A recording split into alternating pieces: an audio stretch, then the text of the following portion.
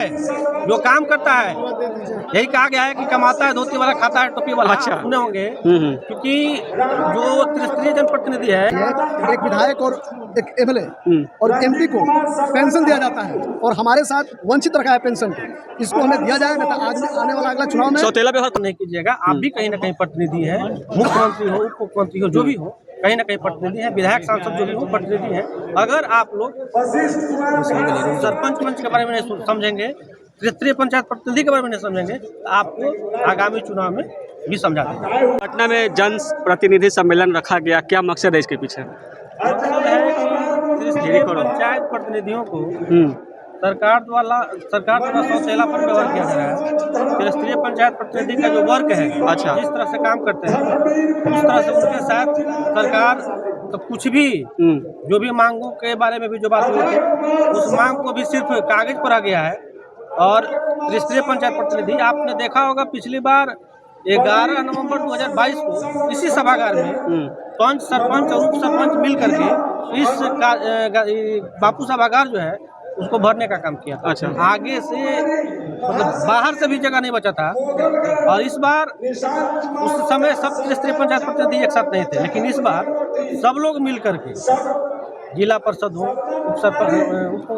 जिला परिषद हो, मुखिया हो, पंचायत समिति हो या वार्ड सदस्य हो, पंच सरपंच, उप सरपंच, सब एक साथ मिल करके सरकार से अपनी मांगों के लिए। अच्छा, ऐसा क्यों लगता है कि जो सरकार जो है सौतेला व्यवहार कर रही है आप लोग के साथ? यही तो है, जो 80% आबादी है वो गांव में रहती है और 24 घंटा किसके पास जाती है?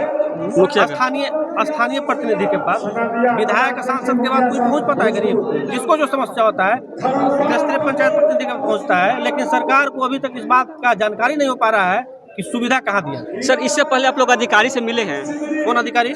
जो आप लोग के जो उच्च अधिकारी सचिवालय से अधिकारी आप लोग सभी जानते होंगे। आप लोग अगर मीडिया वाले हैं तो सब जानते हैं कि अफसरशाही चरम सीमा पर है। अच्छा। एक चपरासी तक सुनने के लिए प्रतिनिधि का तैयार नहीं है। अच्छा। वो कहता है कि हमको अगर जो आदेश मिलेगा, आदेश भी होता है वही उल्टा पुल्टा होता है। यहाँ से निकल जाता है कुछ, वहाँ जाने के बाद होता है।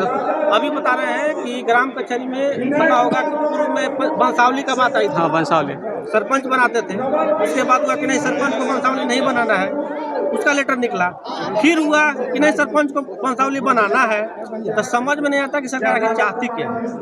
इसलिए पूरे त्रिस्तरीय पंचायत प्रतिनिधि एक होकर। सर, कितनों की संख्या में यहाँ पे पहुँचे हैं लोग? संख्या तो जैसे एक बात और मैं बताना चाहता हूँ, बताइए। यहाँ पे जितने लोग आए हुए हैं, एक आदमी कम से कम अगर पंच भी है तो 1500 वोट से आता है। अच्छा, तो ये तो आप चैलेंज कर रहे हैं सरकार को?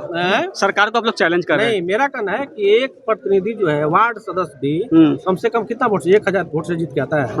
एक सरपंच अगर होते हैं 5000 वोट से जीत के आते हैं। एक है, मान लीजिए आदमी का नेतृत्व कर रहे हैं, नेतृत्व करते हैं। तो यहाँ पे एक आदमी आपको जो भी नजर आ रहा है, कम से कम मिनिमम 1000 वोट से प्रतिनिधित्व करके आ रहा है। यहाँ सिर्फ जनता नहीं है, यहाँ प्रतिनिधि है। प्रतिनिधि सम्मेलन ही है। प्रतिनिधि को अगर सम्मान। अच्छा, तो कहीं ना कहीं आप लोग सरकार को चैलेंज कर रहे हैं? बिल्कुल। तो सर, अगर हमारी मांगों को पूरा नहीं करती है तो हम लोग भी आगे आंदोलन करने के लिए एकजुट हो गए हैं, तैयार हो गए। तैयार हैं। सर, अपना परिचय बताएं सर। मेरा नाम मंटू सिंह, पंच सरपंच संघ जिला अध्यक्ष अरवल। अरवल से आए। चलिए, बहुत बहुत धन्यवाद। आज प्रतिनिधि सम्मेलन पटना में रखा गया है, इसका क्या उद्देश्य है?